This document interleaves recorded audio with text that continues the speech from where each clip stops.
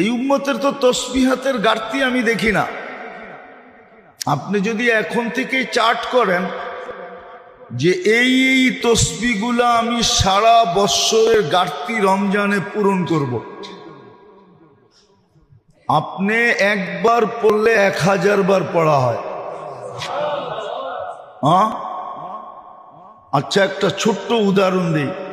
আপনি যদি ভাবেন যে ডেলি আমি সুবহানাল্লাহ 1000 বার পড়ব, ঠিক আছে, তো 365 বার পড়েন, 365,000 হয়ে গেল। বৎসর কয়দিনে হইল? এক বৎসরটা পড়া হইল। আমি কিন্তু বলি নাই, ইমাম বুখারী রহমতুল্লাহ আলাইহির উস্তাদ বলছে। আপনি যদি কিয়ামতের দিন না পাইলেন তো আপনি বললেন জুহরিকে এদিকে আয়ো, ইমাম জুহরিকে ওইদিকে খুঁজা পাওয়া সহজ হবে। আপনি খুঁজতে দেরি, ওনারে পাইতে দেরি করবেন না। বলবেন আপনি না ফতুয়া দিছিলেন, আপনার ফতুয়া শুনে তো 365 বার পড়ছিলাম সুবহানাল্লাহ, ডেলি 1000 বার হিসাব করা।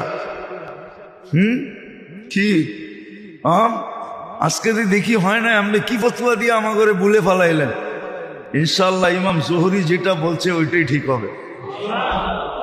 উনি ওনার থেকে বলে নাই, হাদিস কোরআনের আলোকেই বলছেন। এরকম আলহামদুলিল্লাহ 365 বার পড়েন,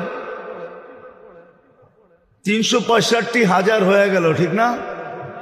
ডেলি 1000 পড়া, ঠিক না? ডেলি আলহামদুলিল্লাহ পড়েন 365 বার, আল্লাহু আকবার পড়েন 365 বার, লা ইলাহা ইল্লাল্লাহ পড়েন 365 বার। 30 দিনে 365 বার পড়তে পারবে না? এরকম আপনি চার্ট বানান, চার্ট বানান। কোরআন ডেলি 1 খতম, 3 বার সূরা ইখলাস পড়লে 70 খতম। কত? সূরা ইয়াসিন একবার পড়লে 700 খতম। এরকম হিসাব করেন আপনি যে আমার ডেলি 1 খতম কোরআন হওয়া চাই।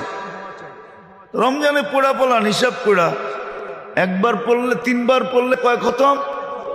দুর্মিয়া রমজানে 70 খতম।